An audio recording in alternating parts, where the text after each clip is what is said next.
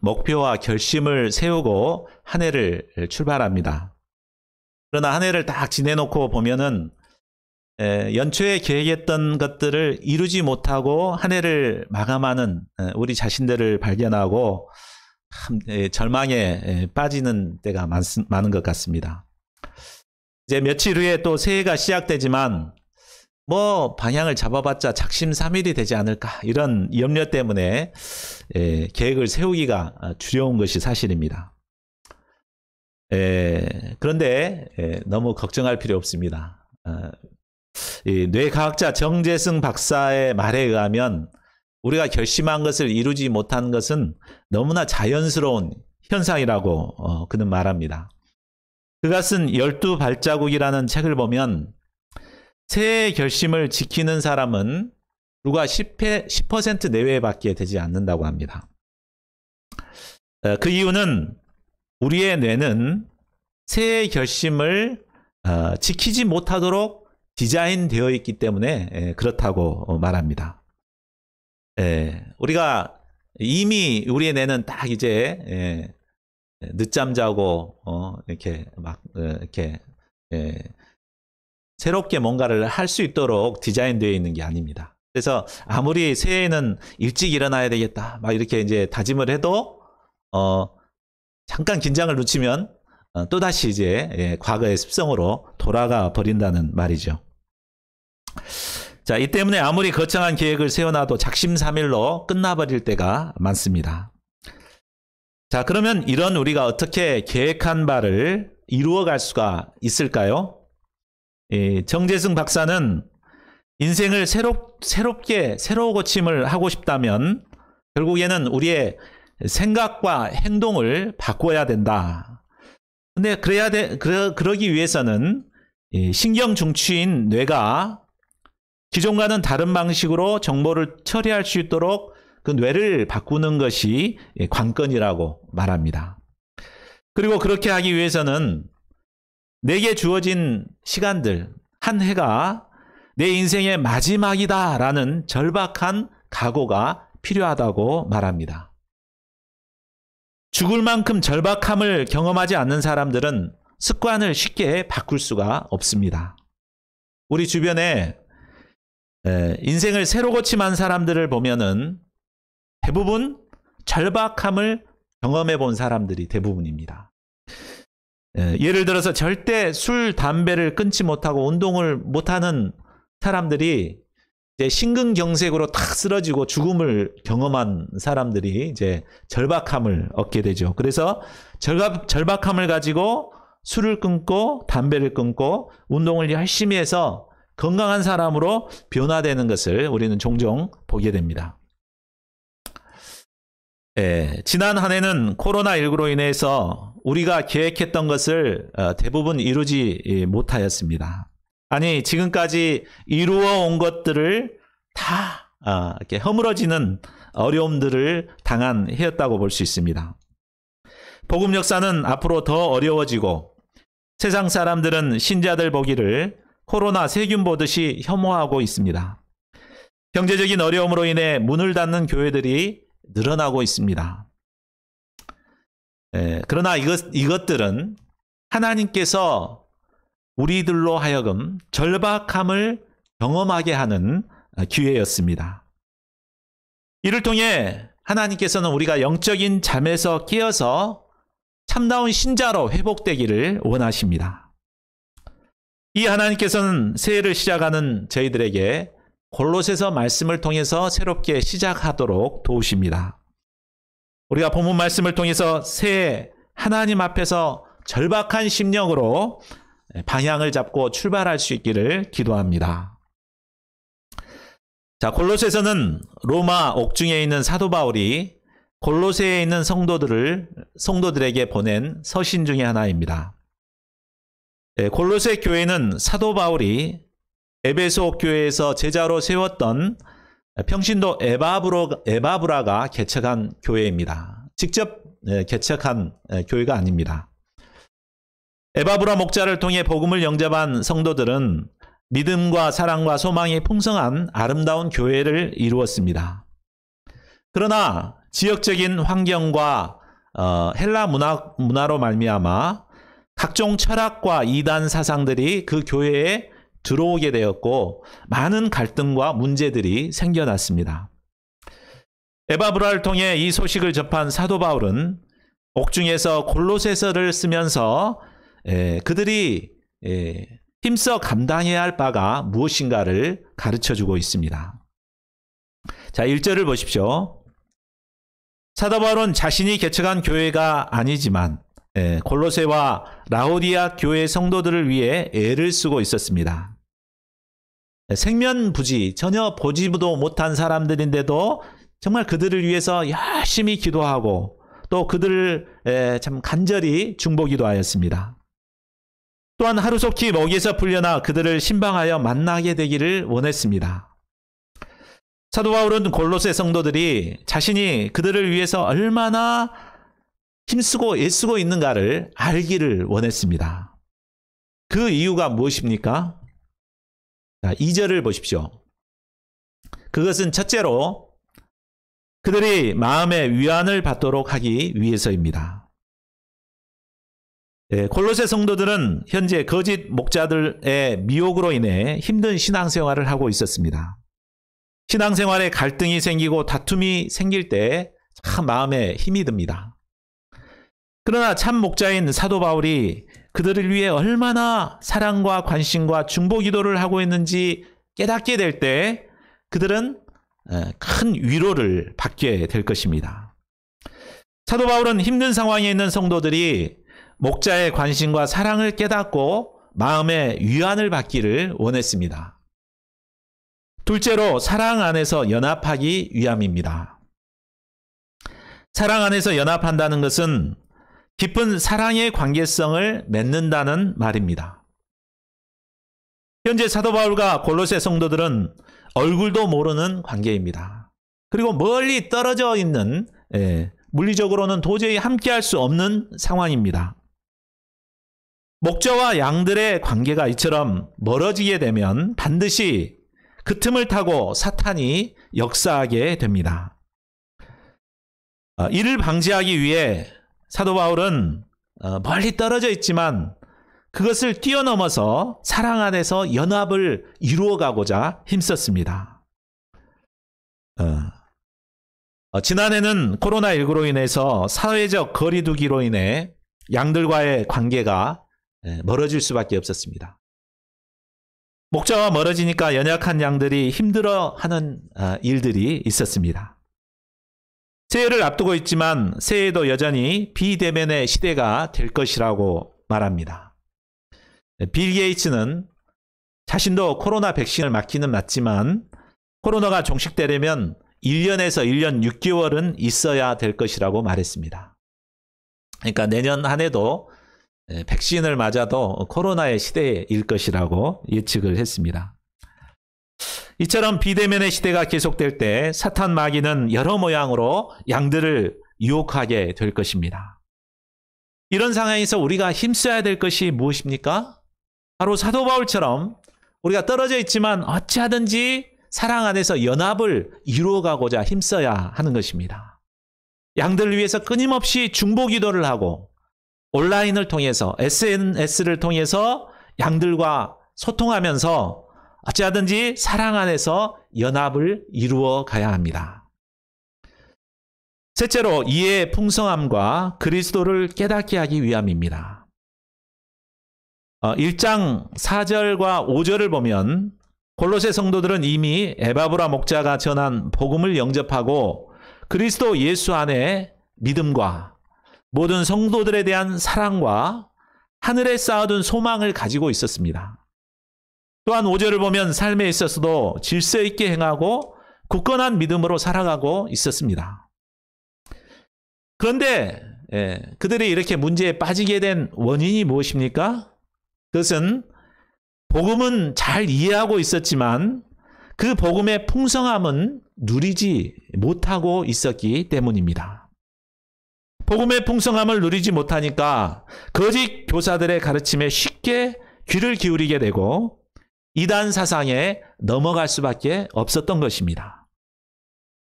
이런 그들에게 사도 바울은 그들이 이미 알고 있는 복음이 얼마나 풍성한가를 깨닫게 해주기를 원했습니다. 또한 복음의 핵심이요 하나님의 비밀인 그리스도를 깊이 깨닫게 해주기를 원했습니다. 3절을 보십시오. 사도 바울은 예수님 안에 있는 지혜와 지식의 모든 보화가 예수님 안에 감추어져 있다고 선언하고 있습니다. 당시는 헬라 철학이 지배하던 시대였습니다. 철학에 대한 논쟁을 하는 것을 아주 자랑스럽게 여기고 지혜롭게 생각했습니다. 이런 문화의 영향을 받은 골로새 성도들은 이 복음 너무나 단순하잖아요. 이 복음 외에 뭔가 좀 이렇게 지혜롭게 하는 뭔가 없을까 이렇게 생각을 하게 되었습니다. 이런 그들에게 거짓 교사들이 아주 교묘한 말로 그들을 속여서 철학에 빠지게 만들었습니다. 사도 바울은 이런 골로새 성도들에게 오직 예수님 안에 모든 지혜와 지식의 보화가 감추어져 있다고 선언합니다. 감추어져 있기 때문에 그것을 적극적으로 찾아서 구해야만 발견할 수 있습니다. 오늘날 사람들은 정보의 바다에서 지혜와 지식을 찾고자 노력합니다. 그리고 궁금한 것이 있으면 구글 검색을 통해서 찾아냅니다. 우리가 구글 검색을 해보시면 몇 초도 안 돼서 우리가 참 궁금해하는 것들 모든 것들이 차차차차 이렇게 뜨게 됩니다. 그러나 그것들이 결코 우리를 지혜와 지식의 보화를 우리에게 주지는 못합니다. 여러 가지 것들을 알게는 해주지만 그것이 우리를 지혜를 주지는 못합니다. 오직 지혜와 지식의 모든 보화는 바로 예수님 안에 감추어져 있습니다. 예수님께서는 우리가 지혜를 얻기 위해서 예수님께 구하기만 하면 예수님께서는 꾸짖지 않고 후하게 우리에게 주십니다. 이제 사도 바울은 예수님을 주로 영접한 신앙인들이 구체적으로 이 예수님을 얻기 위해서 어떻게 살아야 하는가를 말씀하고 있습니다. 자, 다 같이 요절 말씀이죠. 6절과 7절을 같이 읽어보겠습니다. 시작. 그러므로 너희가 그리스도 예수를 주로 받았으니 그 안에서 행하되 그 안에 뿌리를 박으며 세움을 받아 교훈을 받은 대로 믿음에 굳게 서서 감사함을 넘치게 하라. 신자들은 예수님을 주요 그리스도로 영접하고 고백한 자들입니다. 당시 로마 황제가 아닌 다른 사람을 주로 고백한다는 것은 바로 죽음을 의미했습니다. 그러나 그런 상황에서 그들은 죽음을 무릅쓰고 예수님을 주로 영접하고 고백했습니다. 자, 이런 그들이 이제 어떤 삶을 살아야 합니까? 사도 바울은 그 안에서 행하되라고 말합니다. 이 말씀은 원문에는 강한 명령형으로 쓰여 있습니다. 그 안에서 행하라. 이 말은 해도 되고 안 해도 되는 것이 아닙니다. 예수님을 주로 고백한 신자라면 반드시 해야만 하는 절대적인 명령입니다. 우리는 예수님을 주로 영접한 후에 예수님과 함께 동행하는 삶을 살기보다는 자기 마음대로 살기를 원할 때가 많습니다. 예수님의 뜻보다는 그저 내가 원하는 것을 예수님이 이루어 주시기를 기대합니다. 그래서 예수님 주시옵소서 믿습니다 하며 예수님께 때를 씁니다. 그러나 예수님을 주로 영접한 자들은 예수님을 이래라 저래라 종 부려 먹듯이 부려 먹어서는 안 되죠. 참 자기를 부인하고 주님 대신 예수님의 뜻이 무엇인가를 깨닫고 자기를 복종시켜야 합니다. 그리고 예수님의 뜻 가운데서 예수님과 동행하는 삶을 살아야 합니다. 자, 그러면 예수님과 동행하는 삶을 살기 위해서 우리에게 필요한 것은 무엇일까요? 첫째로 예수님 안에 뿌리를 박아야 합니다. 예수님께 뿌리를 박는다는 것은 마치 나무가 땅에 뿌리를 내리고 땅속에서 수분과 영양분을 공급받아서 성장하는 것과 같습니다. 한마디로 예수님과 깊은 교제를 통해 예수님으로부터 힘과 지혜와 능력을 공급받아 살아가는 것을 말합니다. 내게 어려움이 닥치면 스스로 힘이나 다른 사람을 의지하려고 하지 말고 오직 예수님을 의지하고 이겨내는 것입니다.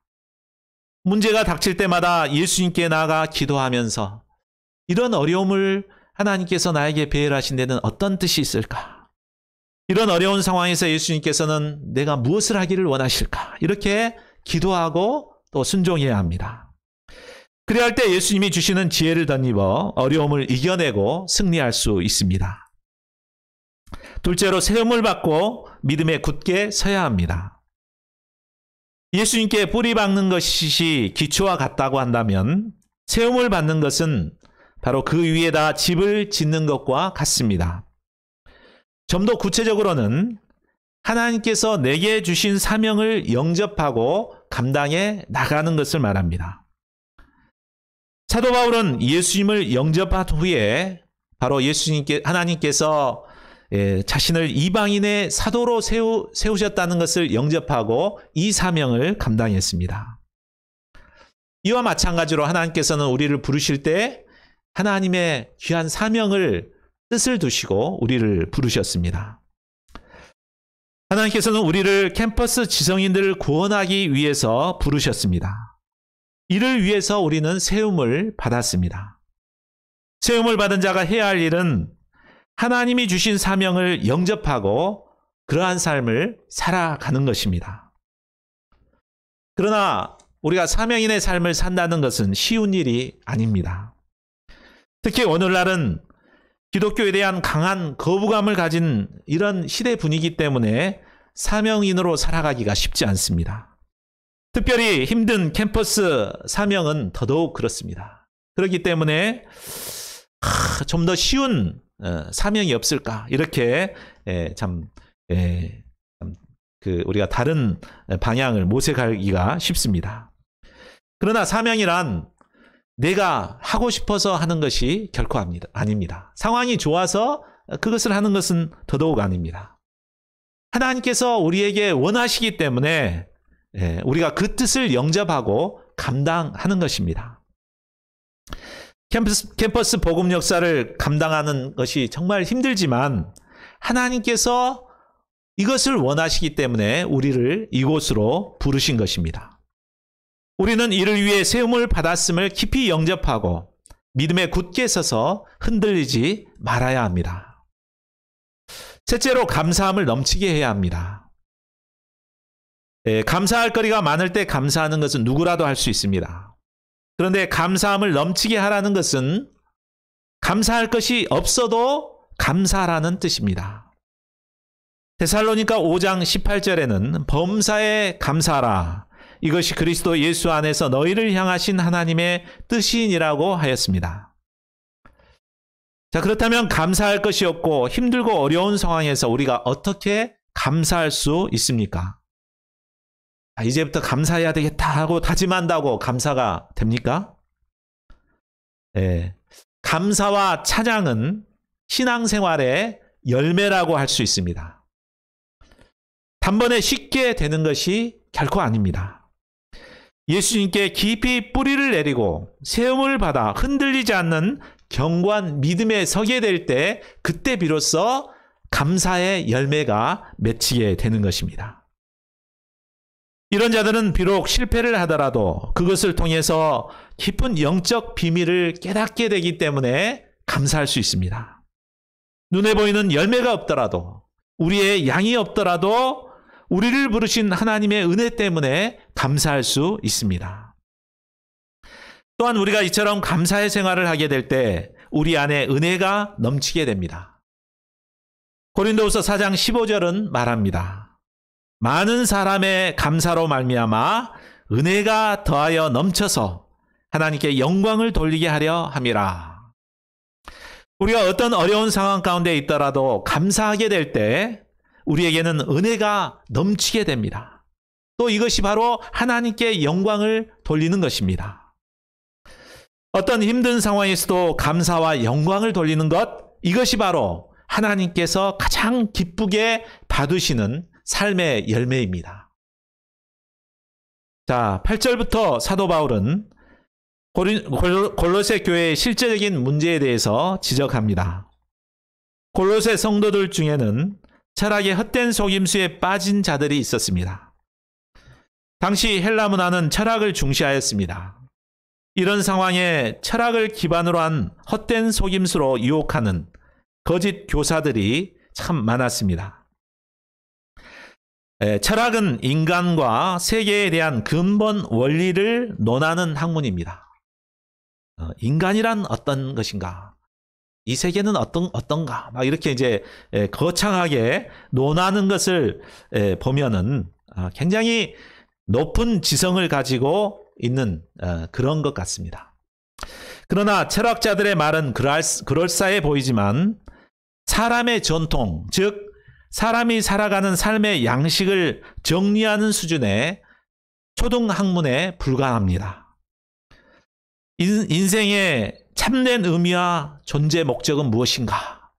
여기에 질문만 던질 줄 알았지 답을 내리지는 못합니다. 인간의 죄와 죽음의 문제를 어떻게 해결할 수 있는가? 그것에 대한 근본적인 답을 주지를 못합니다. 그러니까 초등학문에 불과한 것입니다. 신앙생활이란 이런 초등학문을 쫓는 삶이 아닙니다. 고차원적인 그리스도를 따르는 삶입니다. 사도 바울은 우리가 따라야 할 예수님이 어떤 분이신가를 설명합니다. 자, 다 같이 9절, 10절도 같이 읽어보겠습니다. 자, 시작. 그 안에는 신성의 모든 충만이 육체로 거하시고 너희도 그 안에서 충만하여졌으니 그는 모든 통치자와 권세의 머리시라. 예수님은 신성의 모든 충만이 육체로 거하시는 분이십니다. 예수님은 임마누엘의 하나님이십니다. 하나님께서 우리와 함께 하시기 위해 육신의 몸을 입고 이 땅에 오셨습니다. 때문에 예수님 안에는 신성의 모든 충만이 육체로 거하고 계십니다. 그래서 우리가 예수님을 통해서 우리가 참 몰랐던, 우리가 정말 궁금했던 모든 것을 깨닫고 영접할 수가 있습니다. 예수님을 통해서 하나님을 만날 수가 있습니다. 예수님을 통해 죄사함의 은혜를 누리고 부활의 능력도 덧입게 됩니다. 예수님 때문에 우리는 이런 충만한 은혜를 누리게 되었습니다. 신앙생활이란 충만하신 예수님을 통해 충만한 은혜를 누리며 살아가는 높은 수준의 삶입니다. 뿐만 아니라 예수님은 모든 통치자와 권세의 머리가 되십니다. 우리가 성탄 메시지에서도 배웠듯이 하나님께서는 가이사의 호정 명령을 사용하셔서 구원 역사를 이루어 가셨습니다. 이와 마찬가지로 예수님께서는 세상 권세 잡은 자들의 머리가 되셔서 생명 구원의 역사를 이루어 가십니다. 더 나아가 예수님은 자연계와 영계와 이런 영계의 권세를 가지고 계셔서 그들의 머리가 되시는 분이십니다. 예수님께서는 모든 것의 머리가 되십니다. 이 말은 우리에게 주어지는 모든 일들이 바로 예수님의 뜻 안에서 이루어진다는 말이기도 합니다.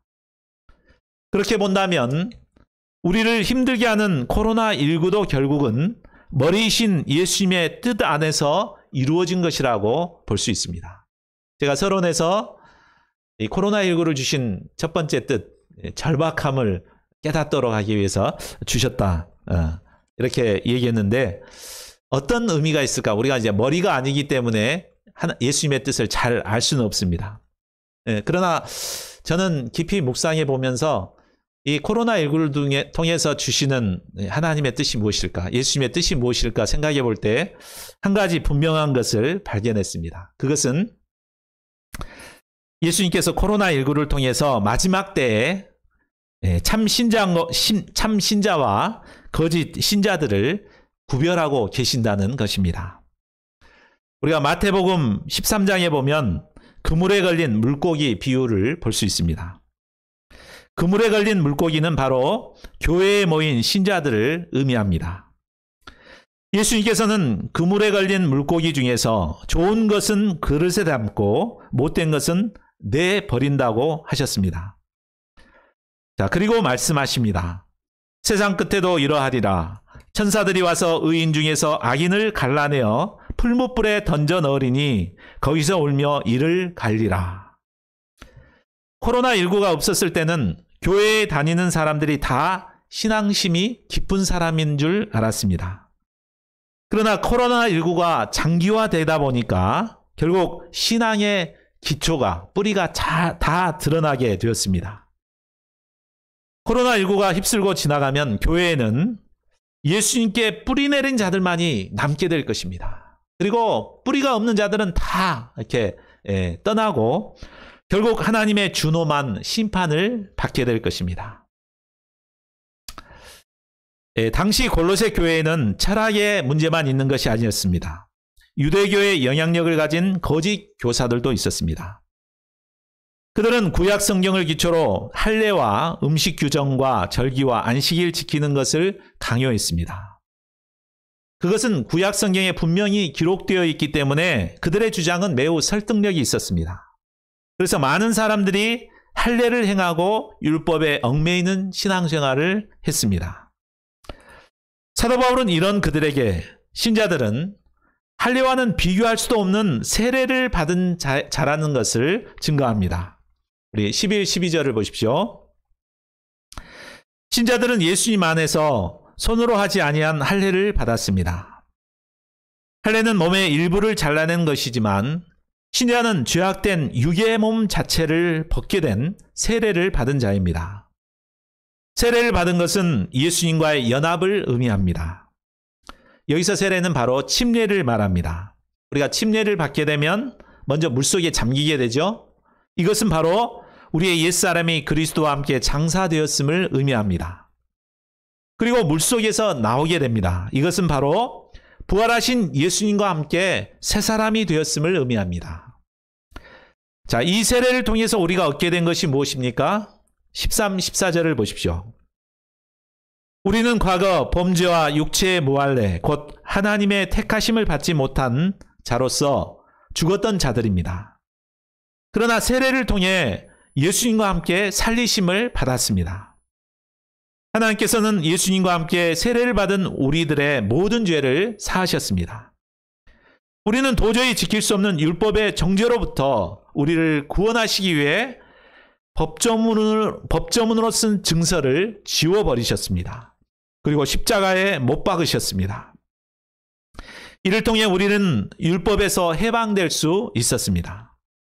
15절을 보십시오. 예수님이 십자가에 달리실 때 세상의 모든 권세와 힘을 합하여 예수님을 십자가에 함께 못 박았습니다. 아마 그들은 예수님을 십자가에 못 박고 난 후에 승리의 쾌제를 불렀는지도 모릅니다. 그러나 예수님은 십자가를 온전히 감당하심으로 통치자들과 권세들을 무력화시키셨습니다. 그들의 악한 민낯을 드러내고 구경거리로 삼으셨습니다. 결국 예수님께서는 십자가를 감당하심으로 모든 권세와 능력들을 이기셨습니다. 십자가는 실패의 십자가가 아니라 바로 승리의 십자가였습니다. 16, 17절을 보십시오. 그러므로 예수님의 십자가의 복음을 영접한 신자들은 더 이상 율법에 얽매여서는 안 됩니다. 율법 선생들이 먹고 마시는 것, 또 절기와 초하를 지키는 것, 안식일을 지키는 것으로 비판을 못하게 해야 합니다. 이것들은 장래일의 그림자일 뿐입니다. 실체가 되시는 예수님이 오셨기 때문에 이것들은 더 이상 필요가 없게 되었습니다.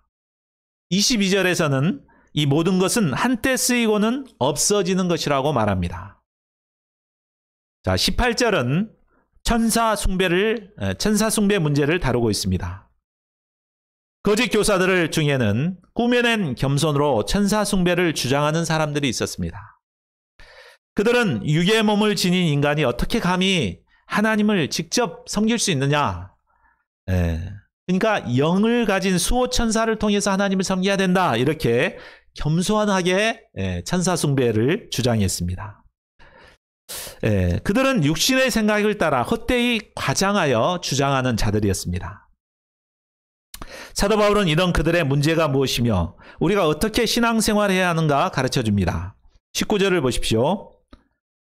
신앙생활이란 한마디로 머리 대신 예수 그리스도와 바른 관계를 맺고 살아가는 것이라고 말할 수 있습니다.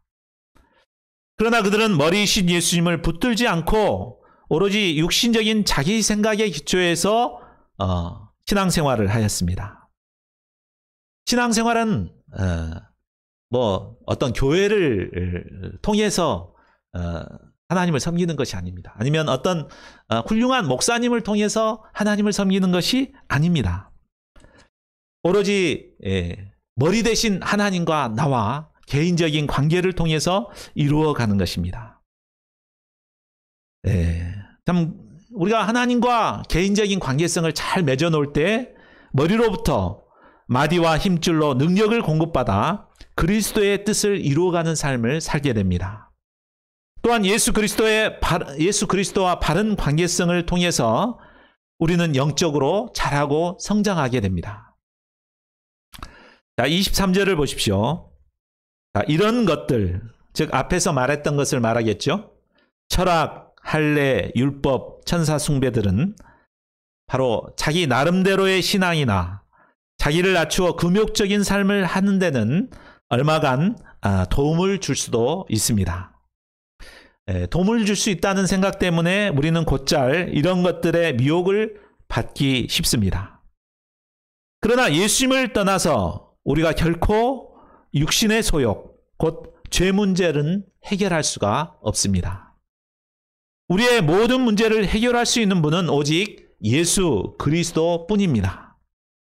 예수님께 나아갈 때 예수님께서는 우리의 모든 문제를 해결해 주시고 승리의 삶을 살게 하십니다. 저는 그동안 복음 역사를 이루기 어려운 시대에 어떻게 하면 양들을 모으고 복음 역사를 잘 일으켜 볼 것인가 노력해 왔습니다. 그래서 복음 역사에 도움이 된다고 하면 이곳저곳 쫓아다니며 공부를 했습니다. 심리학을 공부하기도 하고 공감소통 대화법도 공부했습니다. 변화하는 시대를 분별하기 위해 도움이 되는 책들도 사서 읽었습니다. 말씀을 듣기 부담스러워하는 학생들을 위해 들려지는 설교를 해야 되겠다 생각하고 설교 글쓰기 학교도 다니며 공부하였습니다. 이런 여러 노력들을 통해 한때 젊은 학생들로 교회가 북적거렸습니다. 그러나 올 한 해 코로나19와 함께 모든 것이 한순간에 사라져버렸습니다. 캠퍼스 포럼 모임은 더 이상 이룰 수 없게 되었고 생활관은 텅텅 비어 있습니다. 저는 이 모든 문제가 바로 코로나19 때문이요. 교회를 떠난 연약한 자들 때문이라고 생각했습니다. 그러나 신년 말씀을 통해 문제는 바로 제가 지혜와 지식의 보화이신 예수님을 따르지 않고 다른 것들을 의지하고자 했던 그 문제였음을 발견하게 되었습니다. 물론 시대의 변화를 분별하기 위해 책을 보고 공부하고 연구하는 것 그 자체가 잘못된 것은 아닙니다. 문제는 예수님을 먼저 의지하지 않고 예수님과 함께하지 않으면서도 그것만을 의지하고자 했던 것이 문제였습니다. 새해에는 제가 무엇보다 지혜와 지식의 모든 보화를 감추어져 있는 이 예수님을 배우기에 힘써야 되겠습니다. 예수님과 함께 동행하는 것을 최우선적으로 감당해야겠습니다. 하루 2시간의 기도와 말씀 묵상을 통해 예수님 안에서 행하기를 더욱 힘쓸 수 있기를 기도합니다. 이를 통해 예수님께서 주시는 지혜와 지식을 덧입어 어려운 시대를 이기고 승리할 수 있기를 간절히 기도합니다.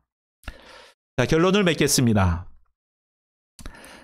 새해를 앞두고 있지만 또 새해 우리는 희망찬 새해가 되기를 기대하지만 어쩌면 새해는 우리가 알지 못하는 더 큰 어려움을 만날지도 아니면 2020년보다 더 힘든 시기를 겪을지도 모르겠습니다.